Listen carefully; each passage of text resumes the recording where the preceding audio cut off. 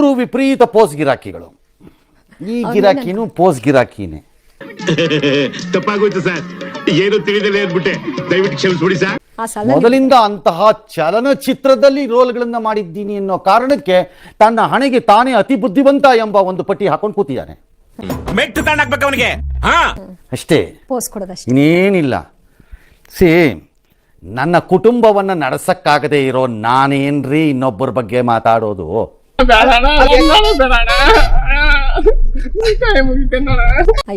ನನಗೆ ಫಸ್ಟ್ ನನ್ನ ಕುಟುಂಬ ನಡೆಸೋ ಯೋಗ್ಯತೆ ಇರಬೇಕು, ಆಮೇಲೆ ರಾಜ್ಯ, ದೇಶ, ಭಾಷೆ, ನೆಲ, ಜಲ, ಮಾತಪ್ಪ. Beautiful point. ನೆಟ್ಟಿಗೆ ನಿನ್ ನೆರಳಲ್ಲಿ ಇದ್ದಿದ್ದು ನಿನ್ ಕುಟುಂಬನೇ ನಡ್ಸಕ್ಕಾಗದೆ ಇದ್ದವ್ರು ಏನ್ರಿ ಮಾತಾಡ್ತೀರಿ? ಅಲ್ವೇ? ಅರ್ಥವಾಯ್ತೆ ಎಲ್ಲರಿಗೂ? ಅರ್ಥ ಆಯ್ತಾ ಈ ವ್ಯಕ್ತಿಯ ಹಿನ್ನೆಲೆ? ತಮಿಳಿನಿಂದಲೇ ಕನ್ನಡ ಹುಟ್ಟಿರೋದು ಅಂತ ತನ್ನ ಉದ್ದಟತನ. ಅಲ್ಲ, ತಿರುವನಂತಪುರದಲ್ಲಿ ನಾನು ಪ್ರೀತಿಯಿಂದ ಹೇಳಿದೆ, ನಾನು ಪ್ರೀತಿಯಿಂದ ಹೇಳ್ತೀನಿ, ನೀನು ಕಾಚಡ, ಹಲ್ಕಟ್, ಇಡಿಯಟ್, ಫೂಲ್. ನಾನು ಹೇಳ್ತೆ ಪ್ರೀತಿಯಿಂದ ಹೇಳಿ, ಅಕ್ಸೆಪ್ಟ್ ಮಾಡ್ಕೊಳ್ಳಿ. ಪ್ರೀತಿಯಿಂದ ಚಪ್ಪಲಿ ಒಂದು ಹೊಡಿತೀನಪ್ಪ, ಪ್ರೀತಿಯಿಂದ ಹೊಡೆದಿದ್ದೀನಪ್ಪ, ಹೊಡ್ಸ್ಕೊ. ಹೇಳ್ಬಾರ್ದೆಲ್ಲ ಪಾಪ ನಾನು ಹೊಡಿತೀನಿ ಅಂತ ಯಾರೋ ಒಬ್ರು ಕರೀತಾರೆ, ಈಗ ಹೊಡ್ಸ್ಕೊ. ನನ್ನ ಮಗನೇ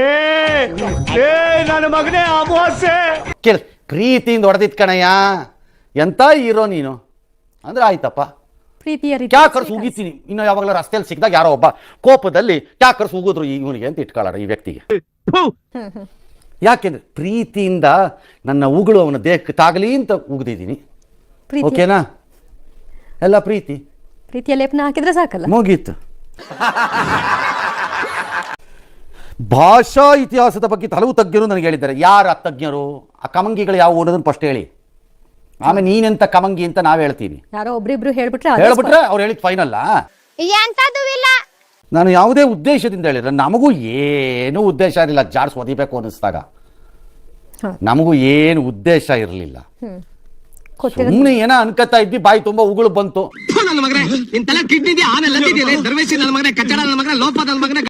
ಉದ್ದೇಶ ಇರಲಿಲ್ಲ. ಎಲ್ಲರೂ ಒಂದ್ ಕಡೆ ಹಾಕಬೇಕು ಅನ್ನಿಸ್ತು, ನಿನ್ ಮಗ ಕಾಣಿಸ್ತು, ಉಗಿದ್ವಿ. ಅದು ಉದ್ದೇಶ ಇರುತ್ತಾ? ಇಲ್ಲ ಸರ್, ಇಲ್ಲ ಇಲ್ಲ ತಾನೆ.